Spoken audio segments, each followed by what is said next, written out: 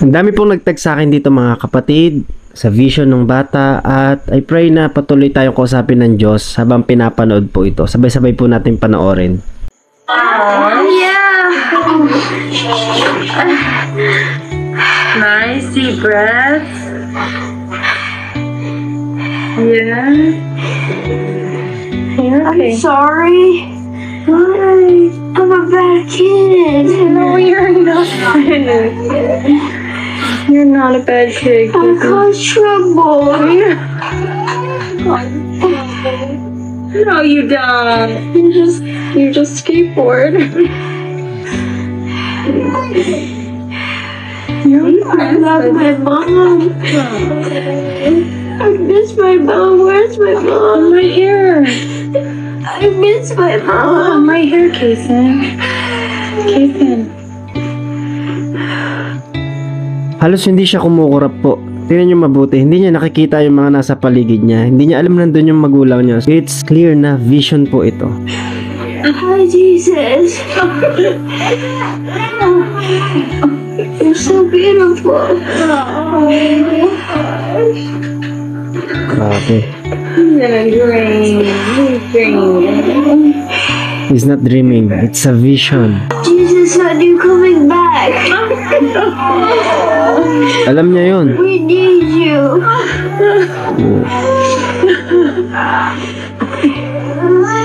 I need you. Oh my God. I miss you, Jesus. I miss you. Dad, you're so pretty. Hi, Dad. Do you see me skateboarding? Oh my God. You're so pretty. You're so pretty. Goosebump. Nakakapangilabot dahil nakita niya yung tatay niya. Yung tatay niya, ayon sa mga nakakaalam po, nakakilala sa bata, yumaon na. Nakita niyo po yung itsura. Hallelujah. Nakikita niya si Jesus, nakikita niya yung tatay niya. It's okay. Mom loves you, Dad. She says you all the time. I love Mom and Mom loves you, Dad. Give me a hug, Dad. I miss you, Dad. Everything I tell you all the stories I tell. Mom misses you. Kevin misses you. Isaiah misses you a lot. I'm glad talking to you, Dad. I'm sorry. At urog naman ang puso to. I love you, Mom. I love you too, Kason. I wish I was with you, Dad. It's so pretty up here. There's so many flowers. Ooh. Butterflies. Butterflies. A lot of butterflies in heaven. Oh, hallelujah. It's okay, Kason. I miss Dad. I miss you, Dad.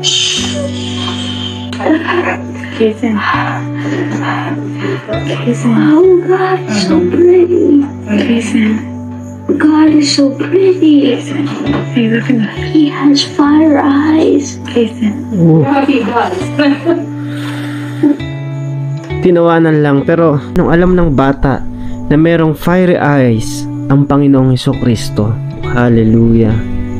Hallelujah. At kung hindi pa alam ng iba po yan, ang fiery eyes means omniscient. It's about judgment ng Panginoon sa buong mundo. Fiery eyes means omniscient God, all-knowing God.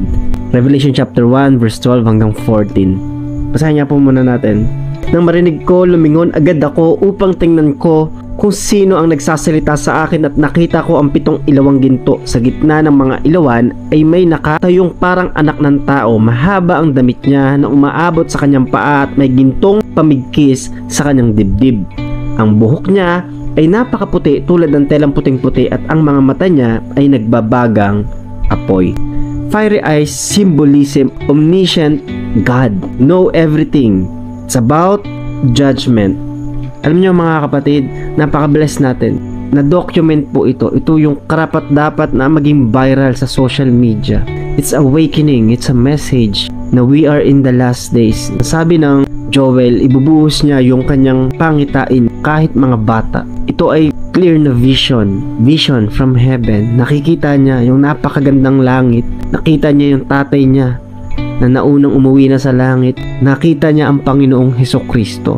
Kita niyo po, gulat na gulat yung bata. Hindi niya alam yun. Hindi ko alam kung nabasa po niya yung Revelation. Pero isa lang yung sinasabi ng Bible. Ano man yung nakalagay sa Bible ay totoo. Karapat dapat na paniwalaan.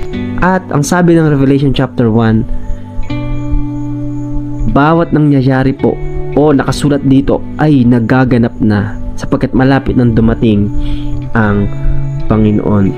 I pray na patuloy po tayong kausapin ng Panginoon kahit sa ganitong mga bagay dahil grabe po, kahit sa mga bata at ganitong pangyayari, grabe, heartbreaking po yun sa mga magulang. Pero yung message na pinadala ng Panginoon sa pamamagitan ng bata, hallelujah, it's a sign na kailangan na natin manumbalik sa Diyos. I-share natin yung gospel. I-share natin si Jesus. Kung gusto nyo pong panoorin, marami pong nagtagpo sa akin. Salamat po dahil na-appreciate nyo po yung ginagawa kong video para sa inyo at para sa mga makakakilala po lang kay Lord.